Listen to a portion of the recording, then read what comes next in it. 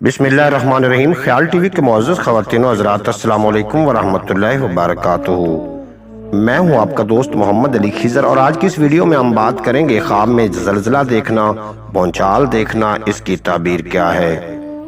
حضرت ابن سیرین رحمۃ اللہ علیہ نے فرمایا ہے کہ اگر کوئی خواب میں دیکھے کہ زمین حرکت کرتی ہے تو دلیل ہے کہ زمین کی حرکت کے مطابق اس ملک کے باشندوں کو بادشاہ سے رنج اور ملامت پہنچے گی، اور اہل تعبیر نے بیان کیا ہے کہ لوگوں کو آفت پہنچے گی اور اس ملک میں بیماری پڑے گی۔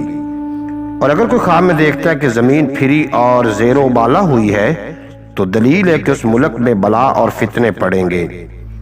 حضرت ابراہیم کربانی رحمت اللہ علیہ نے فرمایا ہے کہ اگر کوئی خواب میں دیکھے کہ زمین آہستہ ہلی ہے اور آدھی غرق ہو گئی ہے تو دلیل ہے کہ اس ملک میں ایسا بادشاہ آئے گا جو اس ملک کو عذاب دے گا۔ حضرت امام جعفر صادق علیہ السلام نے فرمایا ہے کہ خواب میں زلزلہ اور زمین کا غرق ہونا دیکھنا بادشاہ کی طرف سے محنت اور بلائے عظیم پر دلیل ہے۔ جس طرح فرمان حق تعالی ہے، ہم نے اس کو اور اس کے گھر کو دھنسا دیا۔ بہرحال خواب میں زلزلہ اس ملک والوں کے لیے عذاب اور ملامت پر دلیل ہے۔ امید ہے کہ آپ کو آج کی یہ مختصر ویڈیو پسند آئے گی۔